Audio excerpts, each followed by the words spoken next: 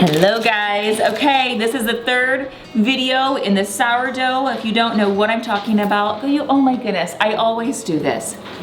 My name is Meg White. Welcome to Haven Hill. I decided to do a really simple short series of sourdough after I did a in real life sourdough workshop a couple days ago. And there were lots of fantastic questions, so I decided to go ahead and put a series on the YouTube channel just about simple sourdough. When I first started watching videos, it was so incredibly complicated in these super long elaborate videos that it felt incredibly undoable to me. So my goal was to make short snippets that you can quickly reference. So if you don't know what I'm talking about, go back 2 videos. There will be feeding your starter. Then there's going to be forming the dough, and then, or there is forming the dough, and now this is actually forming your loaf. I have started this video 3 times because I've had camera glitches. So you're actually getting I'm going to have to re-show you what I've already done twice with this because of lovely camera technology. And to be completely honest with you, this is hopefully going to be a super short one because I have a sick buddy right now. I'm not going to give you all different camera angles because I can't. I don't have the time to set everything up. And my vlogging camera broke, so you get this. And I hope that it's okay, but of course, ask me questions in the comments. You are welcome to do that. So this has been proofing overnight, and I let it go.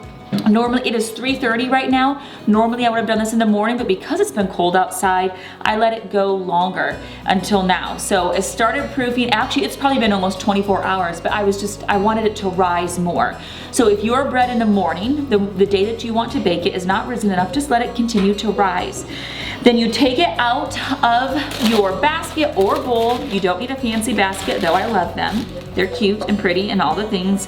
If you don't know me very well yet, that's really important to me. So you're just gonna dimple the dough just a few times. It releases the air. Okay, I need Radman. Chad's gonna be my countertop for you because I'm not gonna bring over all different camera angles. Okay, once you've dimpled the dough, which I've already done twice, you're just gonna start forming your dough. You're doing good, sweetie. By pushing and pulling, sometimes you drag. I just bonked your head, I'm sorry. Don't call me sweetie. Okay, I won't call you sweetie on video. You're just gonna keep pushing and pulling under. There you go, thank you. It only takes a second or 2, not very long. And why you're doing that is to form your loaf. It helps your gluten structure become stronger. I have pepper in it because I was doing stuff with pepper earlier. That's all you're doing. It's not a kneading like you would do a traditional yeast bread, because that will actually, it will hurt your gluten structure and it will keep it from pulling all together or coming together to make a loaf. So instead you're pushing and pulling. That's what I do with my hands. You guys, I don't even have words for all of that.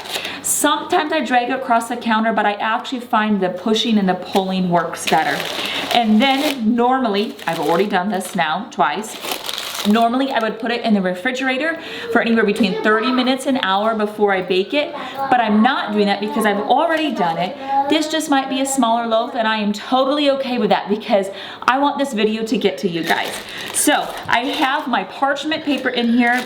Baking with parchment paper is a must for me because I get really frustrated with digging it out of my Dutch oven if I don't spray it or anything like that. So let me grab my Dutch oven and I'll show you what you do next. Okay, this is my absolute beloved Dutch oven. Obvious, it's very well loved and used. This is actually a 4-quart. I've done it with up to 8 quarts before, it's just fine. You take I have a little bit of dough in my basket from earlier. You take your parchment paper, you put it in here, and now you score it. You can score it with a bread lame. My voice just cracked. You can score it with a bread lame. You can score it with scissors. Scissors are my favorite, but I'm pretty sure my scissors are dirty, so my girls are using my scissors. My kitchen scissors, of course. So I'm just going to make a few markings. I am in a season, if I'm being honest, I do not focus massively on this knife does not want to work very well. Let me grab a serrated knife. I do not focus a ton I do not focus a ton on making beautiful markings on my bread. Our family, we have 10 people in our family. If I made 2 loaves of bread every other day, 1 loaf would be gone within the hour because my kids love it and it's just not worth it for me. So I at least do a mark straight down and then I do 3 different markings. This bread is absolutely ready to be baked. If you can see, just like that. Very simple. Now, my oven is already preheated. I preheat it to 500 degrees just to get it going, and then I bring it back down to 450. And it's gonna bake at 450. 20 minutes with the lid on. I have done it without a lid as well. It works. You just have to probably vent it with foil or something like that so it doesn't get too brown. 20 minutes with a lid, if you have a Dutch oven. Then you take the lid off, 30 minutes without the lid, and then depending on how my oven is doing and the day that we have, sometimes I will put it in for an extra 5 to 10 minutes straight on the rack. I just take the parchment paper and slide it in on the rack just to get it nice and crispy. I don't always have to do that. Sometimes I feel like if I leave it in a few minutes longer on either end, it's just fine. So that's what I'm doing now. 450 degrees for 20 minutes with the lid on. You guys will have to excuse my lagging today too. As my bread is cooking, I thought I would tell you this. It is a super cloudy day today. It's getting dark in our house. We have lamp light, overhead light, a little bit of this and a little bit of that. And so it feels slightly orange on the video. And I didn't do a custom light read. It'll be okay. The information's still the same. It'll be okay.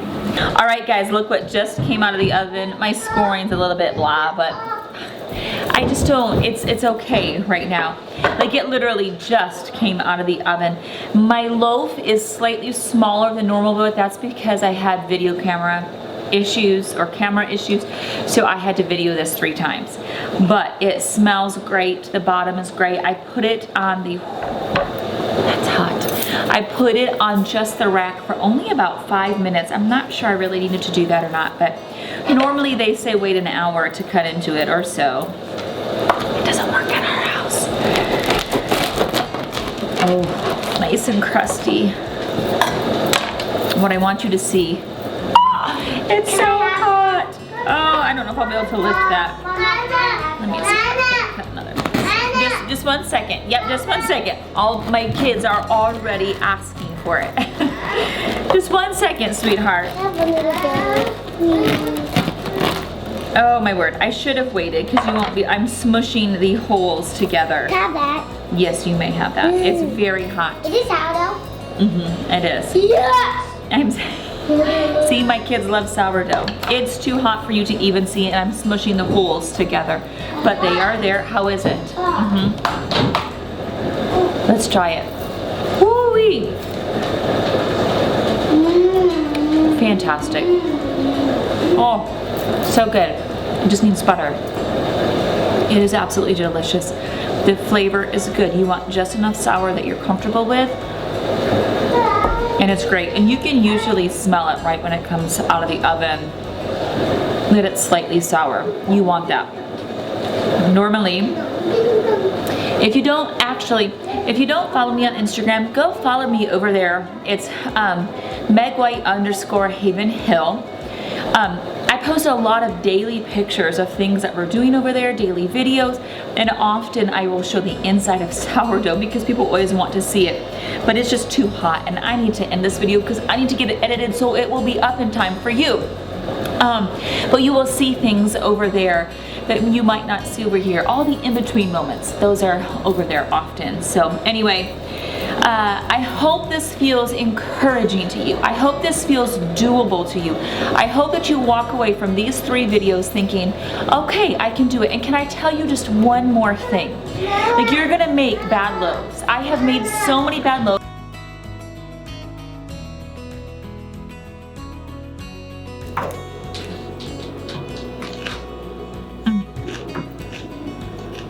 It's so good, you guys. It is worth it. If you like, isn't it? If you like sourdough, just attempt it. Give yourself 5 loaves to figure it out. So good. This is so good, Mom. Thank you for making it. I love it so